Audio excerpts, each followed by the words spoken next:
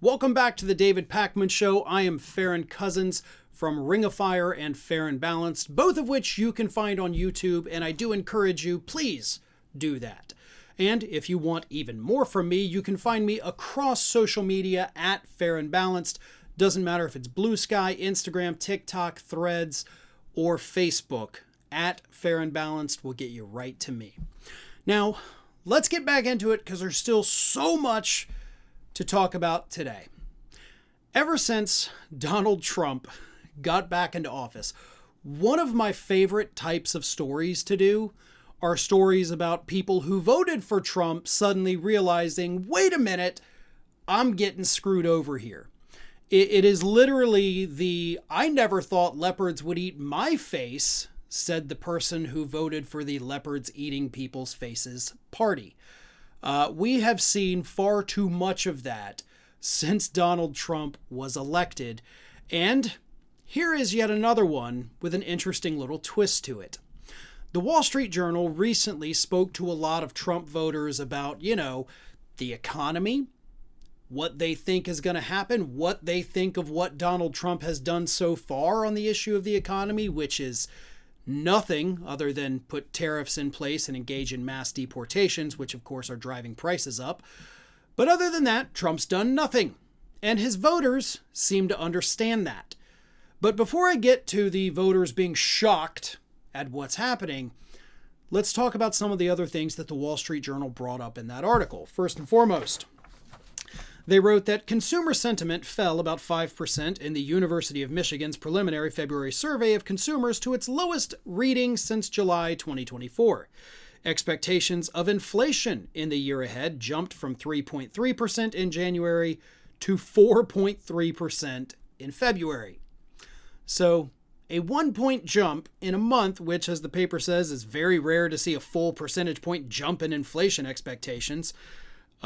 Morning Consult's recent index of consumer confidence, too, fell between January 25th and February 3rd, driven primarily by concern over the country's economic future, which, of course, economists, including some economists on the right, have all warned us that across the board, Donald Trump's plans, again, mass deportations and tariffs on everybody, are going to drive consumer prices and inflation much higher.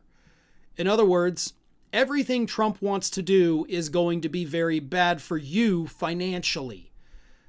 So, what do the Trump voters have to say about this? The Wall Street Journal spoke to several, but the most important one was a Trump voter by the name of Paul Bisson. And here's what Mr. Bisson, my apologies if I'm mispronouncing that name, but here is what he had to say about what's happening with Trump and what's going on in Washington, D.C. He said, quote, "I don't like the turbulence. I don't like the chaos in the market. His policies have led to that chaos." 100% correct. No notes. Very good statement. But then he kept talking. And then he said, about the tariff threats, he said, "That will make the economy worse, and that's not what we signed up for." Isn't it, though?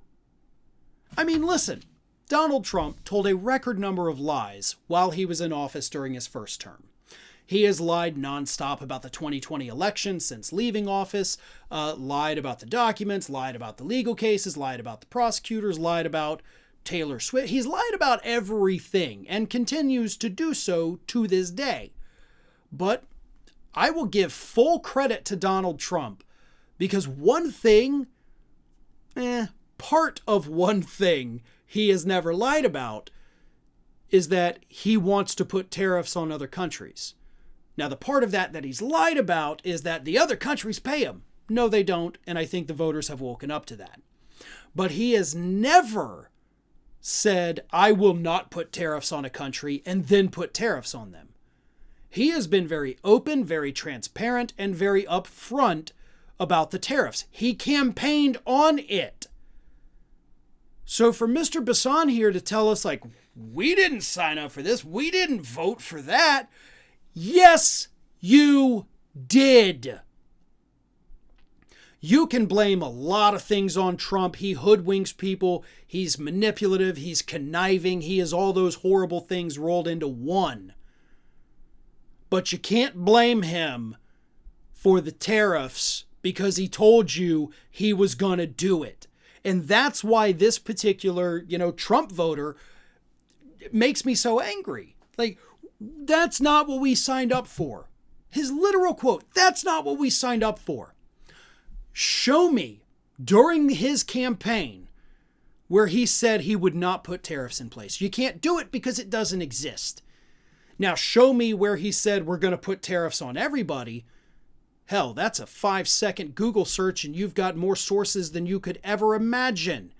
Because he told us repeatedly, adamantly, honestly, with the exception of who pays for them, that he was going to do this. So again, I don't defend Donald Trump very often, if at all, but on this one, he told you he would do it, so you can't come back to us and say, well, this isn't what we signed up for. No, it's literally exactly what you signed up for. And I have sympathy. I probably shouldn't at this point, given the number of stories we have seen about these Trump voters suddenly realizing, oh no, the leopards are eating my face. But I do still have a tiny iota of sympathy. Because this man also talks about, he was hoping to retire in the not too distant future, but he says, we've already cut back. There's no more cutting back to do. So for him personally, his financial situation, based on what he told the Wall Street Journal, it's not doing well. And of course, it will get worse under Trump. But you voted for it. He was upfront about it. He told you we were going to have mass deportations. Then The Economist told you that's going to drive up the prices of everything. He told you he was going to do the tariffs. And then The Economist told you that's going to drive up the prices of everything. So if you're upset about it, I get it. And I'm right there with you. I'm not happy about it either, obviously. But to say that it's not what you signed up for is just dishonest. You did make that choice. And if you didn't know that he was going to do the tariffs, then it's because you were not paying attention. You were not an informed voter. This was not information that was hidden. It was in conservative media. It was in liberal media. It was in independent media, corporate media. Everybody talked about it prior to the election. So if you made the choice to vote for somebody after consuming no news or information about them at all, that's on you. That's not Donald Trump's fault that you were not an informed voter. Now, I don't want to sit here. I'm not trying to victim blame or anything like that. But there does come a point where these individuals who openly picked this have to acknowledge their mistakes. Because this isn't acknowledging a mistake. This is like, hey, I was just taken by surprise. You shouldn't have been. And if you were, that's on you. Because everybody tried to warn you. Even conservative media tried to warn that, hey, the tariffs, not a great idea. People in Trump's White House right now are warning him, hey, the tariffs, not a great idea. The information was out there. And if you chose to ignore it, that's not on Trump.